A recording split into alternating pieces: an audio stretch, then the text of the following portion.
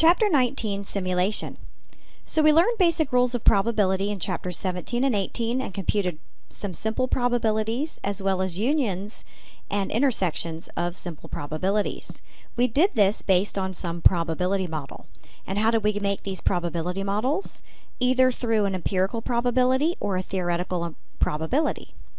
Sometimes in practice, it's not practical or possible to compute the probability of complicated events, either through theoretical or empirical methods. In these cases, we use simulation. It might be hard to imagine when the events could be so complex that we can't compute the theoretical or empirical probabilities, or some combination of empirical and theoretical probabilities. However, you can all imagine simulating bridge failure. Sophisticated computer models simulate bridge failures so that we can keep the roads safe. We simulate things in medical science, believe it or not, and we simulate things in education. It's used in pretty much every field these days. But of course, since you're making the probability model to program up the computer, it's only as good as the probability model you started with.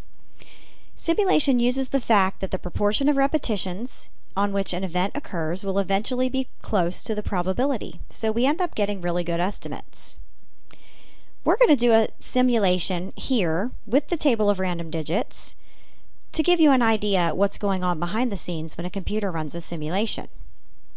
So we're going to estimate the probability of getting a run of at least 3 consecutive heads or at least 3 consecutive tails in the experiment where a fair coin is tossed 10 times.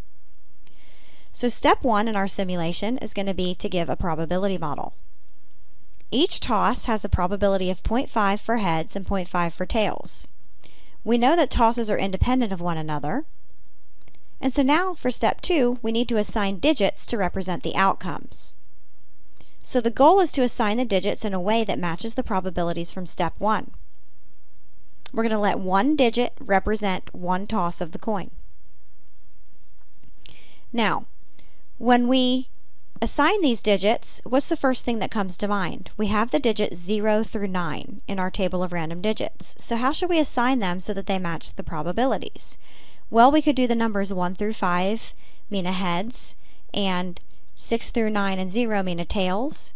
Or we could do the evens mean a heads, and the odds mean a tails. You can assign them in any way such that 5 of the 10 numbers are heads, and 5 of the 10 numbers represent tails.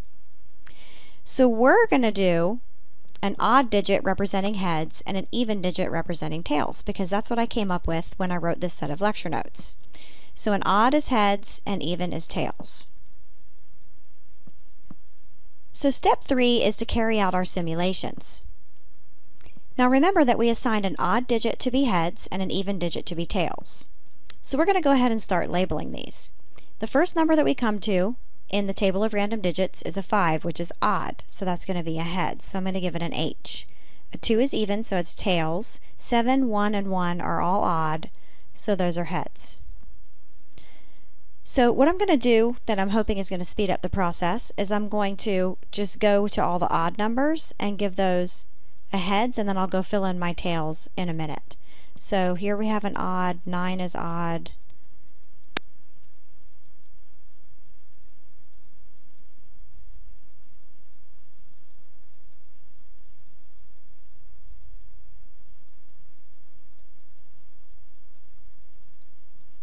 Okay, so I think that's all the odd numbers in the first row, and now I think it'll be easier to just zip through these and just kind of double check that they're evens that are left and write tails under them. And I hope you are already seeing why we use computers to carry out simulations in practice, because this is absolutely tedious when a computer could be carrying it out for us. And we missed one odd number here, so we'll give that a heads. Okay, now I'm going to stop this recording and I'm going to go ahead and label the rest of these, and so when the labels flash back on the screen in a second, you could pause it and copy them down, but I'd recommend that you just go ahead and think through it yourself and label your simulations, and we'll join back up in a second. Okay, so now we've got all of them labeled.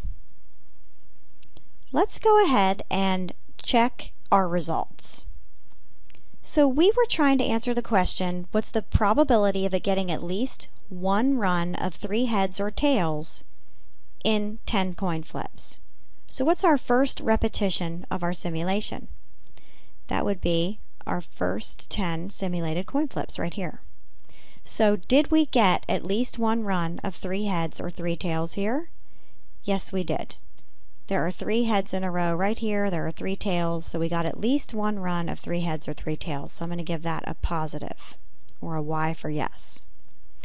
In our second repetition, again, we got at least one run of 3 heads or 3 tails. So again, it's a yes. In our third, we got at least one run of 3 heads or tails. Right out the gate, we have 400, which is tails, tails, tails. In our fourth repetition, it doesn't look like we got one. Let's double check what I wrote here.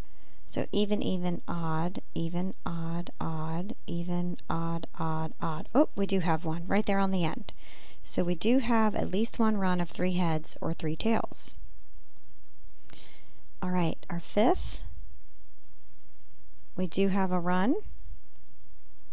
Our sixth, we do.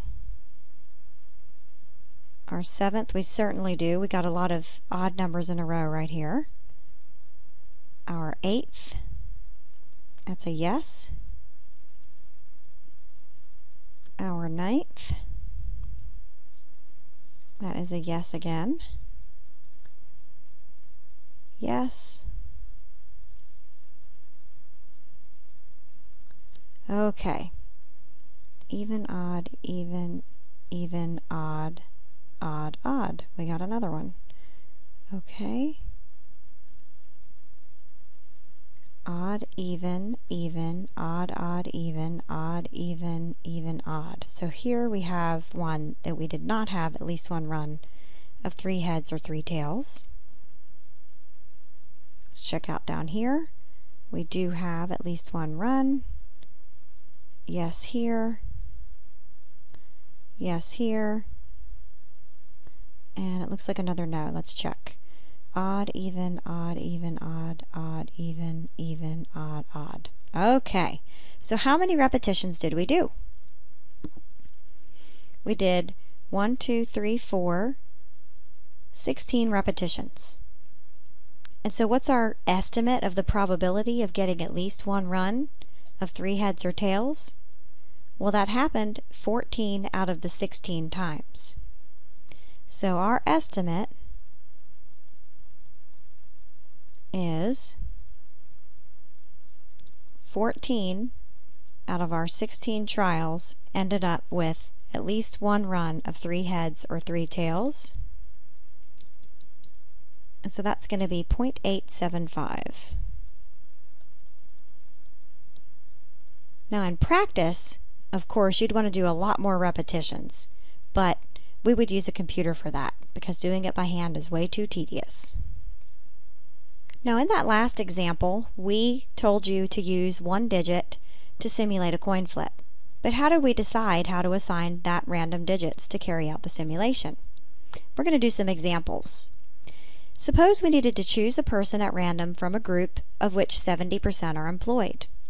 Here, the numbers 1 through 7 mean employed, and then the other 3 values will be unemployed.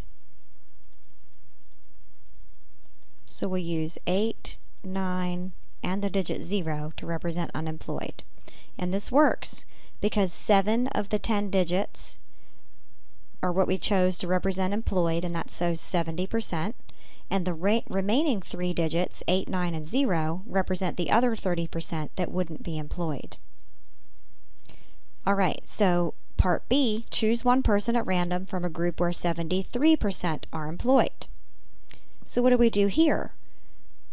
We have employed and unemployed again that we need to assign digits for. If we assign the digits 1 through 7 for employed, that's going to equal 70% instead of 73%. So here we have to go out to 2 digits.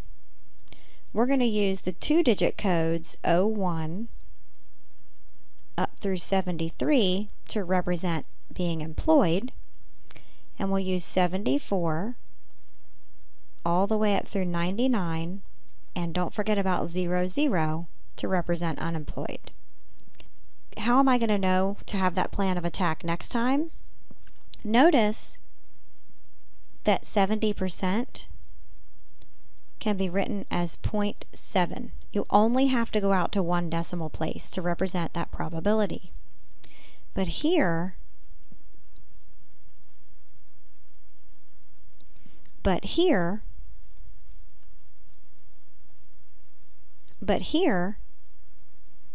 73%, you have to go out to 2 decimal places in order to represent that. So if you have to go out to 2 decimal places, then you want to use 2-digit codes. Okay, and how do we do it when we have more than 2 categories? Here we want to choose a person at random from a group where 50% are employed, 20% are unemployed, and 30% are not in the labor force. So we're going to have employed, unemployed, and not in labor force. Now, how many digits do I need to simulate each person? 50%, 20%, and 30% can all be written to 1 decimal place, so we only need 1 digit. So employed is 50% of the digits, so I suggest starting at 1 and using the first 5 numbers, 1 through 5. Then we need 20% to be unemployed, so that's going to be 2 digits. So we'll use the next 2, which is 6 or 7. And then not in the labor force is 30%, so it's our last remaining digits, 8, 9, and 0. And that's the way you assign digits for simulation.